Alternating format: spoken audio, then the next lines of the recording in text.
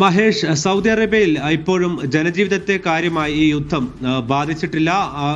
പ്രവാസികളെയാണെങ്കിലും അവർ നേരിട്ട് ബാധിക്കുന്ന ഒരു സ്ഥിതിവിശേഷത്തിലേക്ക് കാര്യങ്ങൾ പോയിട്ടില്ല.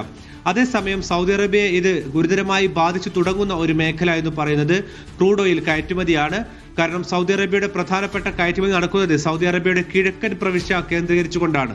ഈ കിഴക്കൻ പ്രവിശ്യ എന്ന് പറയുന്ന ഭാഗം നിലകൊള്ളുന്നത് കടലിനപ്പുറത്ത് നേരെ ഇറാൻ നിൽക്കുന്ന ഒരു ഭാഗം കൂടിയാണ്. അതുകൊണ്ട് തന്നെ അവിടെ നിന്നുള്ള കയറ്റുമതി നിലവിലെ സാഹചര്യത്തിൽ ഹോർമൂസ് കടലിടുക്ക് അടച്ച ഒരു പശ്ചാത്തലത്തിൽ അവരുടെ കയറ്റുമതിക്ക് ഇനി അവർക്കുള്ള ഒരു ആൾട്ടർനേറ്റീവ് വഴി എന്ന് പറയുന്നത് സൗദിയിലെ ചെങ്കടൽ തീരമായ യാമ്പുവിലേക്ക് ഇവ എത്തിക്കുകയും അവിടെ നിന്ന് കയറ്റുമതി ചെയ്യുകയുമാണ്.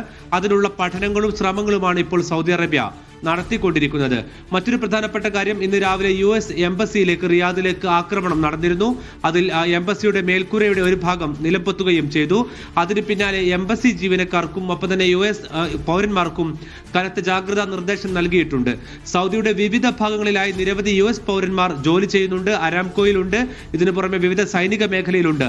ഇത്തരം പ്രദേശങ്ങളിൽ കേന്ദ്രീകരിച്ചുകൊണ്ടാണ് ഇറാന്റെ ആക്രമണ ശ്രമങ്ങൾ കാര്യമായി നടക്കുന്നത്. അതുകൊണ്ട് തന്നെ അത്തരം പ്രദേശങ്ങളിലേക്ക്, പ്രത്യേകിച്ചും സൈനിക ഇൻസ്റ്റലേഷൻ ഭാഗങ്ങളിലേക്ക് പോകരുതെന്ന നിർദ്ദേശം സൗദിയിലെ പൗരന്മാർക്കും ഒപ്പം തന്നെ ജനങ്ങൾക്കുമെല്ലാം തന്നെ നൽകുകയും ചെയ്യുന്നുണ്ട്. പൊതുവിൽ സൗദി അറേബ്യയിലെ സ്ഥിതി ശാന്തമാണ്. ഇന്ത്യൻ വിമാന കമ്പനികൾ പൂർണ്ണമായും അവരുടെ സർവീസുകൾ ആരംഭിച്ചിട്ടില്ല എങ്കിൽ പോലും ഇന്നു മുതൽ ഇൻഡിഗോ ജിദ്ദയിൽ നിന്നും ചില സർവീസുകൾ ആരംഭിച്ചിട്ടുണ്ട്. എയർ ഇന്ത്യ എക്സ്പ്രസിന്റെ സർവീസുകൾ കൂടിയാണ് ഇനി ആരംഭിക്കാനുള്ളത്. സൗദിയുടെ വിമാന കമ്പനികൾ ഇപ്പോഴും കേരളത്തിലേക്ക് സുഗമമായി തന്നെ മാറ്റങ്ങളൊന്നും കൂടാതെ അവരുടെ സർവീസുകൾ നടത്തുന്നുണ്ട്.